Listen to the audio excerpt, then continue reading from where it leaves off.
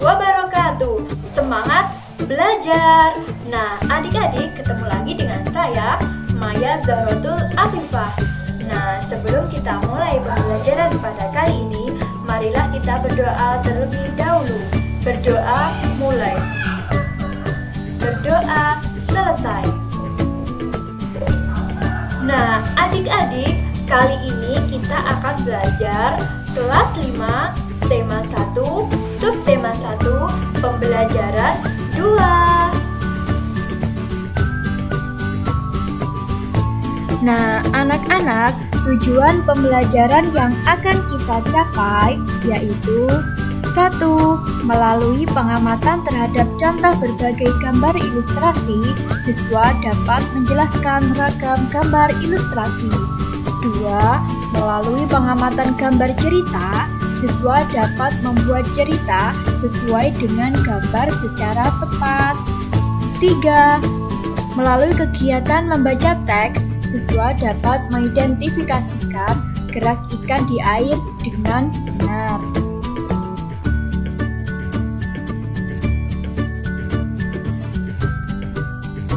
Edo semakin menyukai kelinci. Selain bulunya yang lebat, gerakannya juga lincah. Sayur kesukaan Edo juga sama dengan makanan kelinci, yaitu wortel. Nah, sekarang ayo kita mengamati gambar cerita.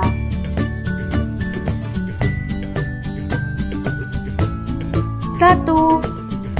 Pak Rudi mengajak Edo ke kandang kelinci miliknya. Kandangnya sangat luas, kelincinya banyak sekali. 2. Pak Rudi dan Edo memberi makan kelinci. Mereka memberikan wortel. Kelinci sangat suka makan wortel. Semua kelinci berkumpul mendekat pada Edo. 3. Edo senang sekali.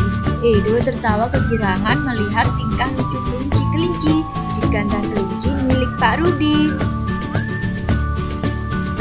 4. Semakin lama diamati, tingkah lucu kelinci semakin menggemaskan. Edo pun ikut berlarian mengejar kelinci. Sesekali Edo menirukan gerakan lucu kelinci, melompat, berlari, dan berdiri dengan dua kaki. Nah, adik-adik, sekarang apa itu gambar cerita?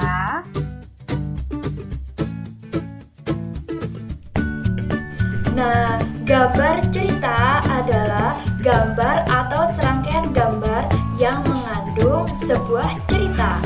Contoh gambar cerita adalah gambar ilustrasi. Nah, sedangkan gambar ilustrasi merupakan gambar yang mendukung isi sebuah bacaan atau teks. Nah, gambar ilustrasi ini dibagi menjadi dua, yaitu gambar yang berupa foto dan gambar tangan. Ragam gambar ilustrasi. Yang pertama, cergam. Yang kedua, komik. Yang ketiga, pamflet. Yang keempat, sampul. Yang kelima, kartun. Dan yang terakhir, karikatur. Yang pertama, cergam atau cerita bergambar. Cergam adalah fokus pada narasi dan teks ceritanya. Gambar hanya sebagai pelengkap. Yang kedua, komik. Komik adalah gambar yang berurutan yang membentuk alur cerita. Teks ceritanya padat dan ringkas, disampaikan lewat percakapan dan bersifat lucu dan menghibur. Yang ketiga, pamflet. Pamflet adalah selembaran beberapa tulisan yang disertai gambar atau tidak. Nah, pamflet ini bertujuan untuk menyampaikan pesan atau informasi kepada pembaca. Nah, yang keempat adalah sampul. Sampul adalah sebagian buku yang berupa gambar ilustrasi yang mewakili isi buku tersebut. Yang kelima adalah kartun. Kartun adalah gambar lucu yang mewakili suatu tokoh, karakter, peristiwa, atau kejadian tertentu. Nah, yang keenam adalah karikatur. Karikatur adalah gambar yang menunjukkan objek seseorang dengan karakter tertentu, dibuat mirip dan tidak membentuk jalinan cerita. Nah, anak-anak, lalu bagaimana ya cara menggambar ilustrasi itu?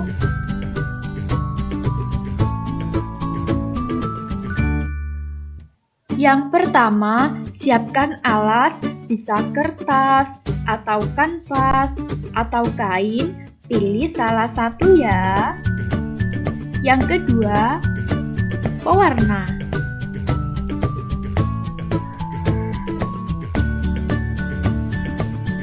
Langkah pembuatannya, yang pertama, kalian menentukan gagasan-gagasan yang bersumber dari bacaan, yang mana kalian memilih tokoh karakternya, kemudian kejadiannya atau peristiwanya yang sedang dilakukan, dan juga suasananya.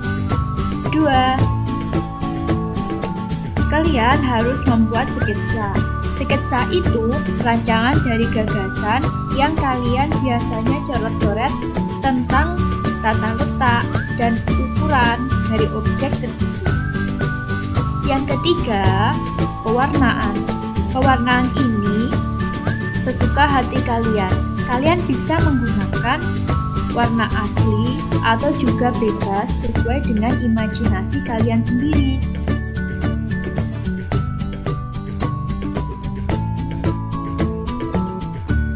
Edo sudah menggambar ilustrasi dengan tema hewan kesayangan.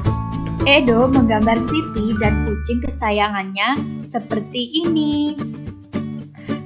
Kalian juga bisa menggambar dengan tema yang sama sesuai yang ada di buku tema halaman 11. Selanjutnya, kalian kerjakan juga halaman 12. Ada gambar cerita tentang kelinci. Kalian susun dan karang tentang ceritanya ya.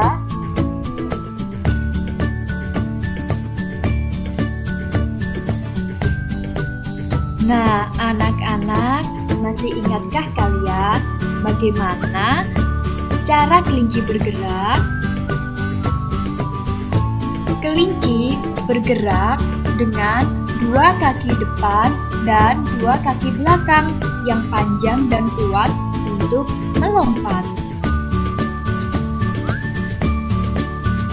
Nah, anak-anak, coba kalian amati gambar hewan-hewan ini. Yang pertama, burung. Burung bergerak dengan sayap dan kakinya. Sayap untuk terbang dan kakinya untuk berjalan.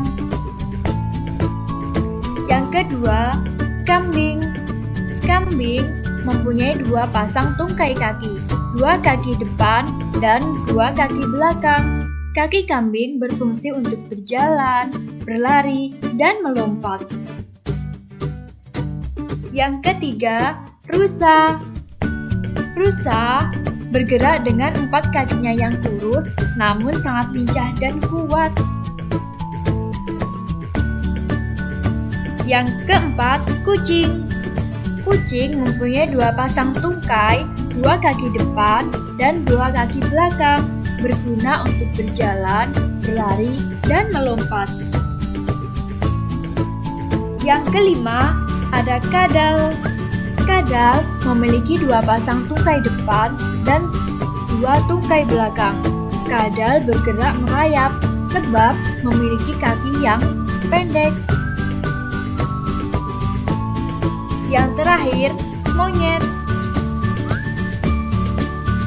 Monyet bergerak dengan tangan dan kakinya. Monyet juga memiliki ekor yang kuat untuk bergelantungan di pohon.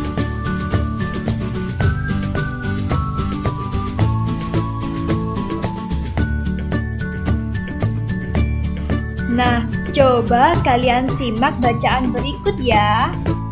Gerak ikan di air. Ikan memiliki sistem gerak yang unik. Sistem gerak ikan berbeda dengan hewan vertebrata yang lain. Hal ini dikarenakan ikan hidup di air.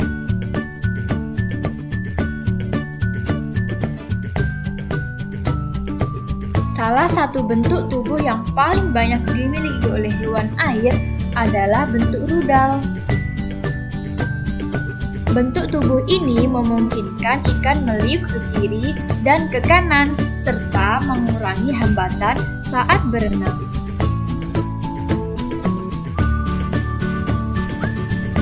Ikan bergerak dengan menggunakan sirip dan ekornya. Ikan juga memiliki gelembung renang.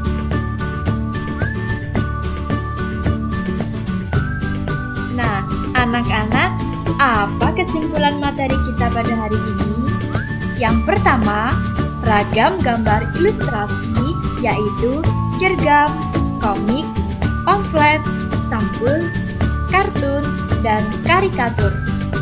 Yang kedua, langkah membuat gambar ilustrasi yaitu menentukan gagasan, membuat sketsa, dan pewarnaan. Yang ketiga, ikan memiliki gerak yang unik, berbeda dengan hewan vertebrata lain.